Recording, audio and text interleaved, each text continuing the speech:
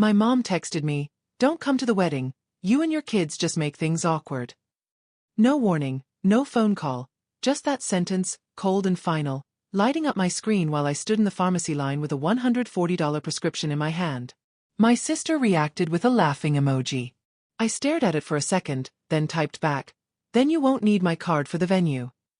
They kept laughing in the group chat, completely unaware that I was already holding the one thing they couldn't afford to lose. And that's where everything began to unravel.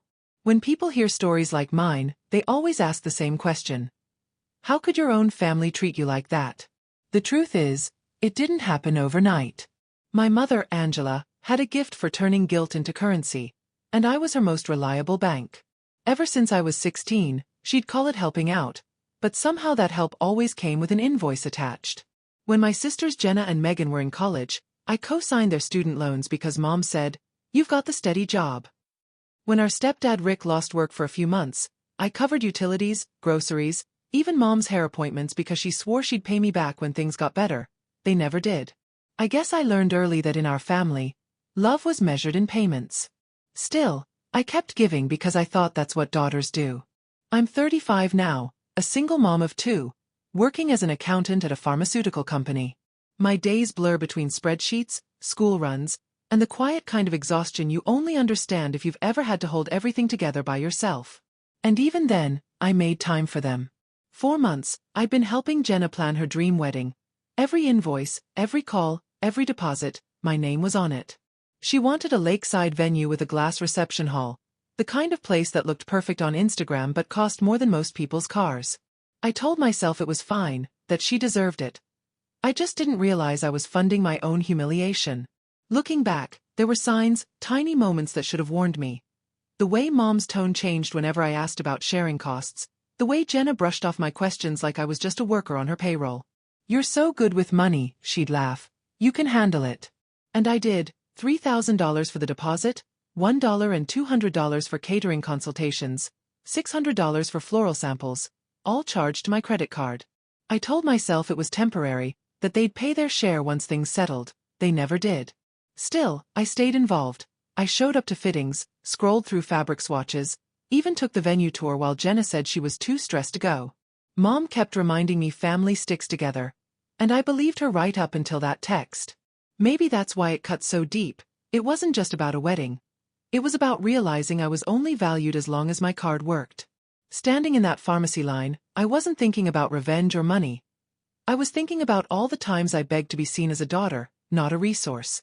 And somehow that text made everything perfectly clear. I wasn't part of their celebration. I was their safety net. And now I was done. The next morning, the group chat was still buzzing like a hive. My phone lit up again and again. Laughing emojis, inside jokes, a meme of a bridesmaid tripping down the aisle. It wasn't just cruel. It was coordinated. They were all in on it. I stared at those messages for a long time before muting the chat completely. That small click felt louder than anything I could have said. I sat on the edge of my bed, phone still in my hand, and thought about the last 6 months. Every receipt, every deposit, every favor that had been brushed aside like it meant nothing. I had spent over $4,000 helping them prepare for the big day. I had rearranged my life, skipped weekends with my kids, took time off work, all to make sure everything looked perfect for Jenna. And now they had decided I was the one ruining it. That realization didn't sting the way I expected. It burned, but underneath the heat, there was something steady, clarity. They had never wanted me there. Not really. They wanted what I could give, not who I was. That night, Rick called me. He didn't say much, just that he'd seen the messages. His voice was quiet. Careful. "You don't deserve that, Adeline," he said. "You've done more than anyone." I could hear the hesitation in his tone, the guilt of someone stuck between loyalty and truth.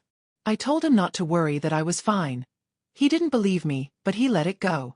When we hung up, I opened my laptop. I scrolled through the venue contract, the one I had signed and paid the deposit for. My name stared back at me in bold black letters. Primary contact, Adeline Moore. I hadn't noticed how heavy those words felt until now. I looked around my apartment. Quiet, dimly lit, the kids asleep in their rooms, and realized this was the only space that ever felt safe. Everything outside these walls belonged to them. The guilt, the expectations, the manipulation, but this was mine. My cursor hovered over the email draft I had started weeks ago when the venue asked for final confirmation. I remembered the coordinator's friendly voice. You can reach out any time if you need to make changes. My fingers tapped the keys before I could second-guess this myself. I typed, "Can I cancel the booking if needed?" and hit send. The next morning, the reply came, "Yes, since you're the primary on file." I sat back, reading it twice, my pulse steady for the first time in days. They thought I'd stay quiet, that I'd keep paying, keep apologizing, keep trying to earn a seat at a table that had already decided I didn't belong. But what they didn't know, what they never imagined, was that the table was about to disappear entirely. I didn't cancel the venue right away.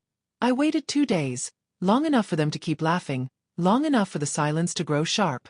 By Wednesday morning, Jenna posted a countdown on her Instagram story. 12 days until forever. I watched it for exactly 3 seconds before opening my laptop. The venue coordinator, Melissa, picked up on the second ring. She remembered me right away, probably because I was the only one who ever showed up for the planning meetings. "Hi, Adeline, are we confirming the final payment today?" she asked, cheerful as ever. "Actually," I said, keeping my voice calm, "I need to cancel the event." There was a pause on the line. Then in that quiet, I could almost hear her nod. "Understood.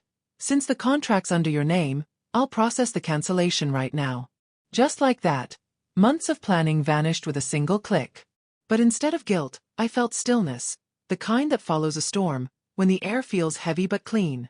After hanging up, I sat for a while, staring at the muted group chat.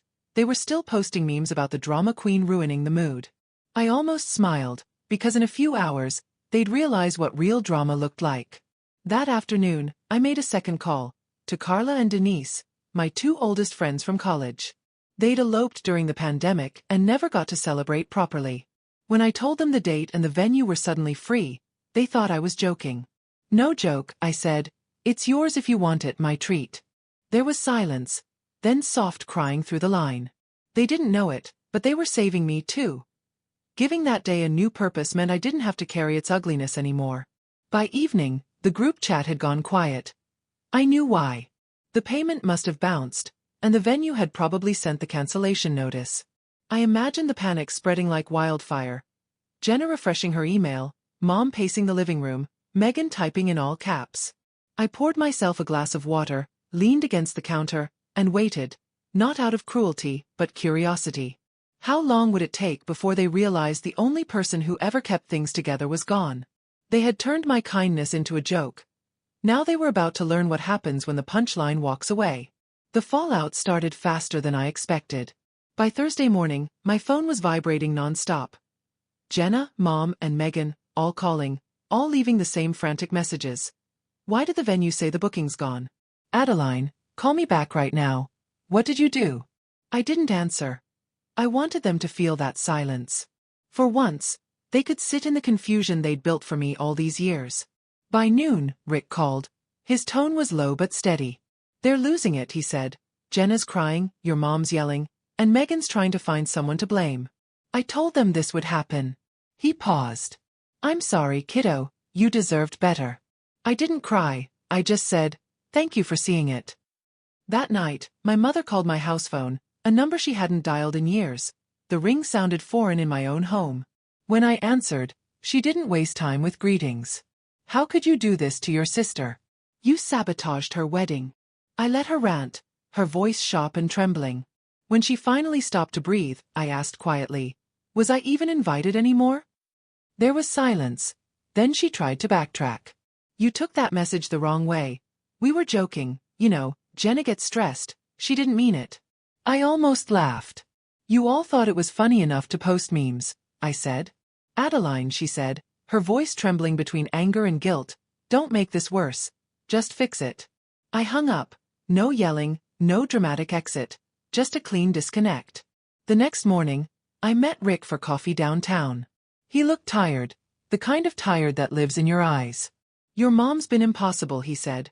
"Jenna is calling every venue within 50 miles, but everything's booked." "What about the catering?" I asked. He shook his head. "Refunds are gone. Non-transferable." For the first time, I saw the corners of his mouth twitch into something close to a smile. "You know, I told her if she doesn't apologize to you, I'm not paying a dime. I sipped my coffee, letting the warmth fill the quiet between us. And what did she say? He looked down. She said, I'm being manipulated by you.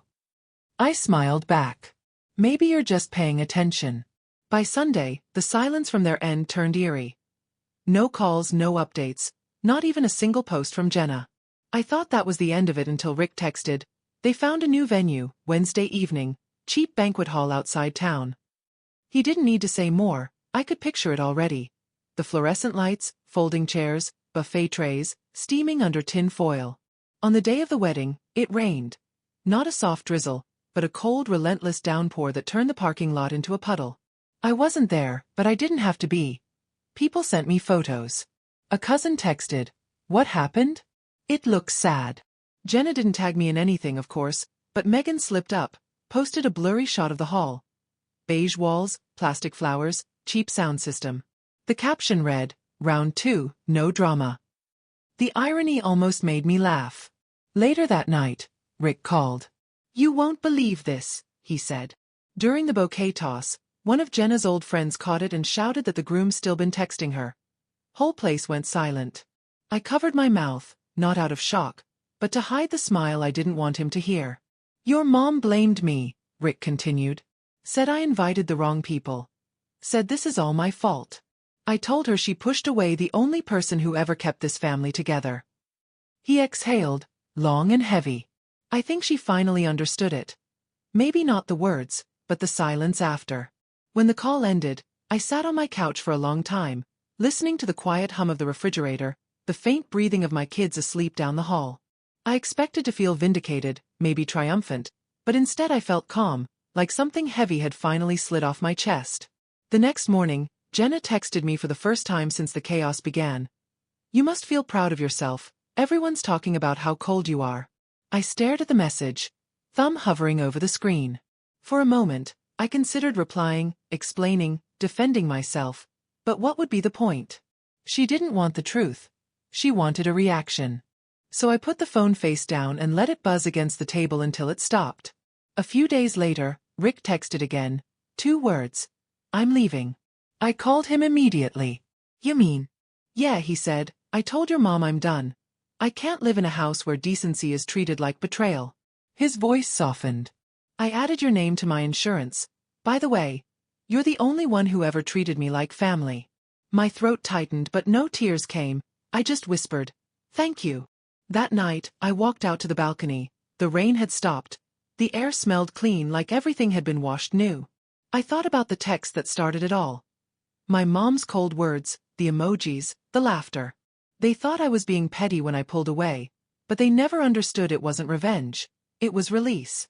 4 years, I'd been paying for their peace. Now, for the first time, it was mine. Rick moved out a week later. No fight, no shouting, just a quiet departure that said everything words couldn't. He left a note on my doorstep, written in his small, careful handwriting. You were right to walk away first. When we met for coffee a few days later, he looked lighter, younger somehow. The house is unbearable, he said. Your mom's pretending everything's fine, but Megan's unemployed, and Jenna's drowning in debt from that wedding. He stirred his cup slowly. You know what's funny? They still haven't apologized. Not once. I smiled, but there was no satisfaction in it. Just understanding. They can't. Apologies mean admitting the well is dry. He laughed softly, then handed me a small envelope. Inside was a check. Part of that loan I took for them, he said. They'll never see a dime of it again, but you deserve this back. I shook my head and slid it back toward him. Keep it, Rick. You paid enough already. Later that night, I sat on my balcony, watching the city lights blink below. My phone buzzed, a text from Mom. You've made your point, but this is still your family. I read it once, then typed back, I didn't cut anyone off, I just stopped funding my own mistreatment. She never replied. Inside, my kids were laughing, building a pillow fort in the living room. I looked at them and realized that peace wasn't loud or flashy. It was quiet, steady, and finally mine. For the first time in years, I didn't feel responsible for everyone else's happiness. Just my own. I used to think love meant staying, no matter how much it hurt, that loyalty was about carrying the weight, even when it wasn't mine. But now I know love without respect is just control dressed as care. Walking away wasn't revenge. It was survival. If there's one thing this whole mess taught me, it's that peace doesn't always come from fixing what's broken. It comes from finally letting it fall. So if you've ever had to choose between your peace and your family's approval, take it from me. Choose peace. You'll sleep better, you'll breathe again.